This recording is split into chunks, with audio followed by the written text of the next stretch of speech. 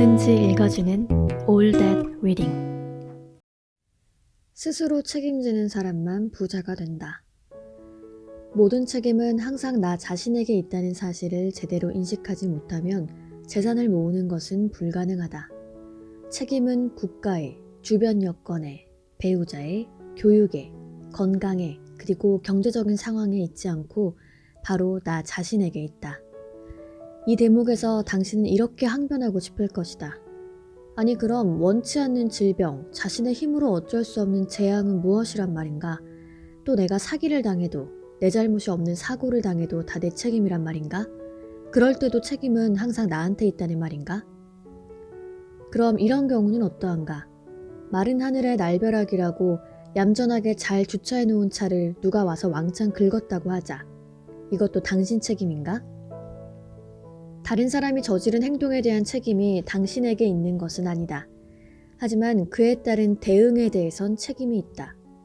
도대체 운전을 어떻게 하는 거냐, 멀쩡한 차를 이렇게 해놓으면 어떻게 하느냐고 길길이 뛰며 화를 낼 수도 있고, 그렇지 않아도 조금 찌그러졌던 부분인데 이제 보험 처리하면 되겠다는 계산을 순식간에 하면서 속으로 쾌재를 부를 수도 있을 것이다. 경우에 따라선 오히려 돈을 버는 수도 있다. 그러므로 모든 사건에 대한 책임이 당신에게 있는 것은 아니지만 그 사건을 어떻게 해석하고 대응하느냐에 대해선 항상 책임이 있다. 책임은 나에게 있다. 물론 우리를 육체적, 경제적으로 힘들게 하고 우리에게 근심을 가져다 주는 것들이 있다. 하지만 정작 문제가 되는 것은 우리에게 무슨 일이 일어났느냐가 아니라 우리가 그것에 어떻게 대응하느냐다. 우리는 무슨 일이 어떤 식으로 닥치든 결국 우리 안에 들어있는 것을 내보일 수밖에 없다. 여기 오렌지가 하나 있다. 이 오렌지를 부드럽게 누르면 안에서 뭐가 나올까? 물론 오렌지즙이다. 뭐 그런 싱거운 질문이 다 있냐고? 그러면 그 오렌지를 짓밟으면 뭐가 나올까? 오렌지즙이다. 만약 그 오렌지를 벽에 던지면 뭐가 나오나? 역시 오렌지즙이다. 이때 오렌지는 자신에게 가해진 일련의 행동들에 대해선 책임이 없다. 하지만 스스로 무엇을 내놓았느냐에 대해선 책임이 있다. 오렌지는 항상 자신이 안에 갖고 있는 것으로 응답하는 것이다. 그와 마찬가지로 우리도 우리 안에서 생겨나온 것들에 대한 책임이 있다. 우리의 자세와 우리가 내보인 반응에 대한 책임 말이다. 책임은 잘 응답할 수 있다는 뜻이다. 상황을 어떻게 해석하고 어떻게 대응했느냐에 대한 책임은 항상 우리에게 있다. 물론 어차피 사람은 누구나 자신의 대응을 완전히 통제할 능력이 없다. 따라서 모든 책임을 혼자 뒤집어 쓸 수는 없다는 변명을 할 수도 있다. 특히 스스로 선택한 대응이 좋지 않은 것이었을 땐 이런 변명의 유혹이 더 강해진다. 하지만 다른 사람이 먼저 시비를 걸었다는 이유만으로 싸우는 것은 아무 의미가 없다. 분명 멱살 잡고 싸우는 것 말고도 다른 대응 방법이 있었을 것이다. 독사한테 물렸을 때 그 독사를 잡아 죽인다고 쫓아가는 것은 오히려 독을 더 빨리 퍼지게 할 뿐이다. 그럴 땐 지체하지 말고 독을 뽑아내는 게 상책이다. 얼굴 붉히고 싸울 힘이 있으면 사태를 어떻게 해결할 것인지 조금이라도 더 생각하는 게 상수다. 예컨대 지금 상대방의 태도가 내가 전에 했던 좋지 않은 태도에 대한 반작용은 아닌지 생각해보는 것도 한 방법이다. 우리의 대응이란 곧 어떤 사건에 대한 대답이다. 그리고 그 대답에 대해서 우리는 책임이 있다. 책임은 영어로 responsibility다. 이 단어에는 대답과 노련한 능력이란 의미가 들어있다. 이렇게 보면 책임이란 영어로 노련하게 대답하는 능력이 된다. 결코 주먹엔 주먹으로, 도발엔 전쟁으로 대응하는 것만이 분명 능사는 아니다. 많은 사람들이 책임을 미룬다. 사람들이 그건 내 책임이 아니라고 할 때 흔히 들먹이는 말은 대략 다음 세 가지다. 태어나길 원래 그렇게 태어난 걸, 나도 좋은 부모 만났으면, 너도 내 상황이 되면. 한 청년이 두 사람을 칼로 찔러 죽인 사건이 있었다.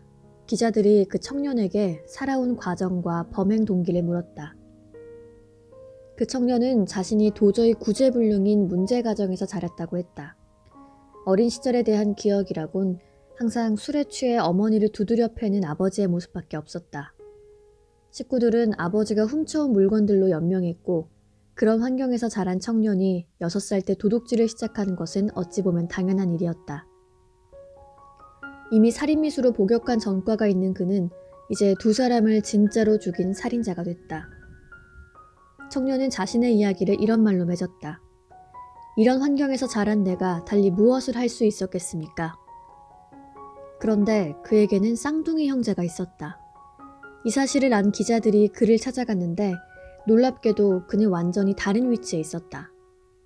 유능한 변호사가 된 그는 주변의 신망도 높고 지역사회와 교회에서도 큰 일을 하는 사람이었다. 뿐만 아니라 그는 결혼 후 2아이를 낳고 누가 보아도 행복한 가정을 꾸리고 있었다. 기자들은 어리둥절할 수밖에 없었다. 도대체 어떻게 이런 성공을 일궈낼 수 있었는가 하는 질문에 그는 살인한 청년과 조금도 틀리지 않는 이야기를 들려주었다. 그리고 다음과 같은 말로 이야기를 맺었다. 그런 것들이 어떤 결과를 초래하는지 그렇게 오래 몸소 체험한 내가 달리 무엇을 할 수 있었겠습니까? 똑같은 유전인자, 똑같은 부모, 똑같은 가정교육, 똑같은 환경에 있었지만 그 해석은 달랐고 그 대응 또한 정반대였다. 같은 환경에서 자란 2사람이 어떻게 그렇게 전혀 다른 길을 가게 됐을까? 아마도 2사람은 자신들의 인생에 좋은 영향을 줄 수 있는 사람을 한 번쯤은 만났을 것이다. 한 사람은 그의 말에 귀를 기울였고 다른 사람은 그렇게 하지 않았을지 모른다. 또한 2사람한텐 책 한 권쯤 손에 들고 읽을 기회가 있었을 것이다. 한 사람은 끝까지 읽었고 다른 사람은 그렇게 하지 못했을지 모른다. 진짜로 그랬는지 지금 확인할 길은 없다. 하지만 분명한 것은 2사람의 인생이 전혀 다른 방향으로 흘렀다는 사실이다. 아무리 싫다고 버둥거려도 우리는 책임을 피할 수 없다. 우리는 주어진 상황을 어떻게 해석하고 대응할 것인지 결정해야 한다. 만약 오늘 모든 사람들의 전 재산을 몰수하고 각자에게 300만 원씩 공평하게 나눠준다고 가정하면 어떤 일이 벌어질까? 벌써 저녁 무렵이면 여러 가지 이유로 일부 사람들 주머니에서 빠져나온 200만 원 정도가 다른 사람들 주머니에 들어가 있을 것이다. 그리고 몇 주만 지나면 다시 부자와 가난한 사람이 생겨날 것이다. 전문가들의 연구에 따르면 돈의 분포가 이전과 같은 상대로 내려가는 데는 1년 정도밖에 걸리지 않는다고 한다. 책임은 잘 응답할 수 있다는 뜻이다. 우리는 지금 책임에 대해서 말하고 있다. 나에게는 이 책에 어떤 내용을 담을 것인지에 대한 책임이 있다. 당신한테는 이 책에서 무엇을 얻을 것인지에 대한 책임이 있다. 이것은 나의 세미나에서도 마찬가지다. 나는 사람들이 세미나에 참석한 이후 수입이 늘었다는 얘기를 자주 듣는다. 수입이 2배 이상 늘은 사람도 많고 자신의 수입에서 최소 20% 이상을 저축하면서 돈 모으는 재미를 알기 시작했다는 사람도 많다. 또 운동에 취미를 붙이고 건강한 식생활의 효과를 보기 시작했다는 사람도 많고 세미나에서 배운 명상법을 일상생활에서도 매일 15분씩 실천해 온갖 스트레스를 해소한다는 사람도 많다. 세미나에서 배운 투자법을 활용해 몇 년째 계속 한 해에 12에서 20%의 수익을 올리고 있다는 사람들의 전화도 받는다. 그 중에서도 특히 돈에 대한 생각이 바뀌었고 늘어난 재산을 좋은 일에 쓰고 있다는 소식을 들으면 기쁘기 그지없다. 이제 당신도 만족에 들떠있는 이 사람들의 목소리를 한번 들어보기 바란다. 빚이 완전히 청산되고 추가 수입원이 생기고. 하지만 무엇보다 중요한 것은 대부분의 사람들이 돈을 좋아하는 법, 돈과 더불어 행복을 느끼는 법을 배웠다는 것이다. 하지만 그럼에도 나의 세미나에 참석만 했을 뿐 그 이후 아무 노력도 하지 않은 사람들도 더러 있다.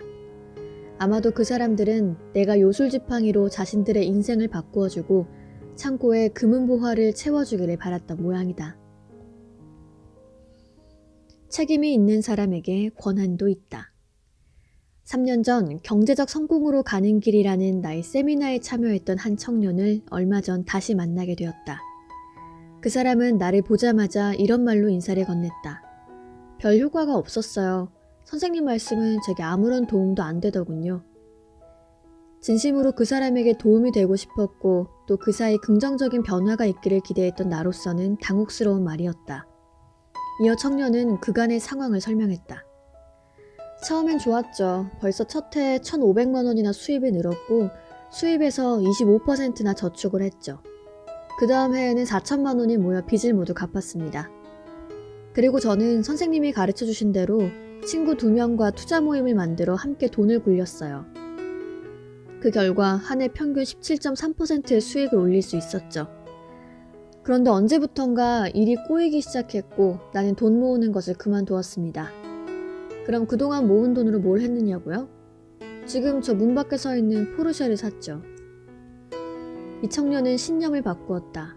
그는 2년 동안 돈 관리를 잘해서 부를 쌓기 시작했다. 그는 배운 대로 일이 돌아가는 것도 직접 눈으로 보았다.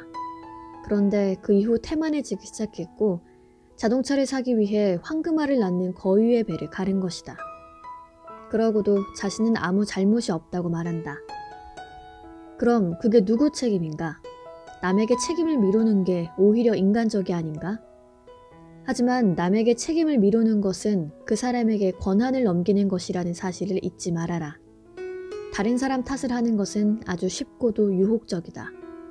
또 그러고 나면 한결 마음이 가벼워지는 것도 사실이다. 회사에 책임이 있다. 내 힘으로 어쩔 수 없는 일이었다. 내 동료한테 책임이 있다. 몸이 아픈 걸 어쩌란 말이냐 등등. 그렇다면 당신은 회사나 동료나 건강에 자신의 권한을 넘기기 원하는가? 책임이 있는 사람한테는 권한도 있다는 생각은 안 하는가? 바로 이 때문에 나는 모든 책임을 기꺼이 나 자신에게 돌린다. 내 삶에 대한 권한을 나 스스로 행사하고 싶기 때문이다. 실수와 그 결과에 권한을 주지 말라. 하지만 과거에 실수를 한 적이 있다면 어떻게 할까? 그러면 책임은 또 어떻게 될까? 과거의 실수가 현재에 영향을 미치는 예를 들어보겠다. 이혼하고 전처에게 계속 생활비를 대주어야 하는 사람이 있는가 하면 건강을 돌보지 않아 지금 건강식품만으로 연명해야 하는 사람이 있다. 또 빚을 많이 지고 파산 선고를 목전에 두고 있는 사람이 있는가 하면 죄를 짓고 감옥에 들어가 있는 사람도 있다. 우리의 모든 행동에 자동적으로 그 결과가 따르는 것은 너무도 자명하다. 지팡이 한쪽 끝을 잡은 사람은 다른 한쪽도 잡은 것이다. 이런 이치를 깨달으면 우리는 좀 더 책임감 있는 삶을 살게 될 것이다. 하지만 이미 벌어진 일은 어떻게 할까? 우리는 과거 한 번의 실수로 인한 결과를 이제 더 이상 컨트롤할 수 없다는 얘기를 자주 듣는다. 아무리 그렇다고 해도 과거의 책임이 전가되는 것은 결코 아니다. 우리는 실수의 결과를 대하는 자신의 해석과 대응에 대한 책임을 져야 한다. 실수의 결과에 대한 대응은 이후 삶의 질에 영향을 미친다. 문제는 바로 이것이다. 이후 삶에 대한 권한을 자신이 갖기 원하는가 아니면 실수와 그 결과에 이후 삶에 대한 권한을 넘겨줄 것인가 하는 것이다. 우리가 책임을 스스로 떠안는 순간 모든 상념들은 그 권한을 잃게 된다.